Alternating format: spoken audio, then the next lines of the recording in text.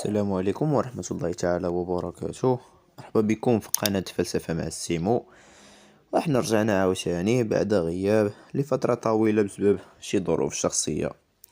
في الفيديو غنشوفو المحور الثاني من مفهوم التاريخ اللي هو التاريخ وفكرة التقدم.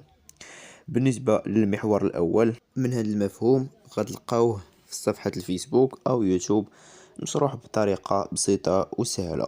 والإشكال اللي كطرح لنا في هذا المحور هو: هل التاريخ يتقدم أم يتكرر، أم خاضع للصدفة أو حركية التاريخ؟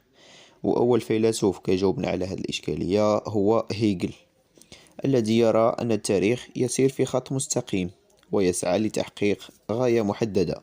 فالتاريخ يخضع لمنطق التقدم لا لتتابع اعتباطي، يعني أن التاريخ كيتقدم وكتابع الأحداث ديالو باش توصل لواحد الغاية محددة. والفيلسوف الثاني اللي عندنا في هذا المحور هو كارل ماركس، الذي يرى أن التاريخ يخضع لحتمية الصراع الطبقي، وهو صراع من أجل البقاء.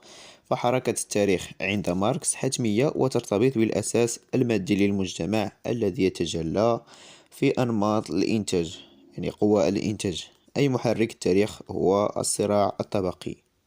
يعني مثلا في الثورة الروسية وقع صراع بين طبقات: الطبقة البرجوازية اللي كتحتكر أو كتسمى قوى الإنتاج، والطبقة العاملة. ومع المدة بحال التاريخ كيعاود راسو.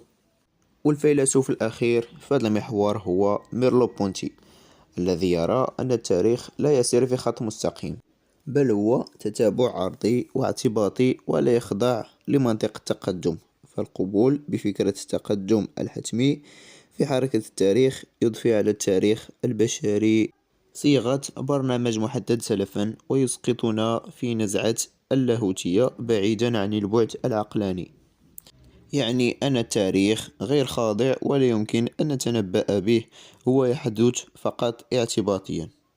وهكا كنكون وصلنا لنهاية الفيديو. كنتمنى نكون توفقت باش نشرح لكم هذا الدرس. كنتمنى من اي واحد وصل لهاد الثانية من الفيديو يدعمنا بلايك وابوني ويبارتاجي مع صاحبه اللي عنده الباك.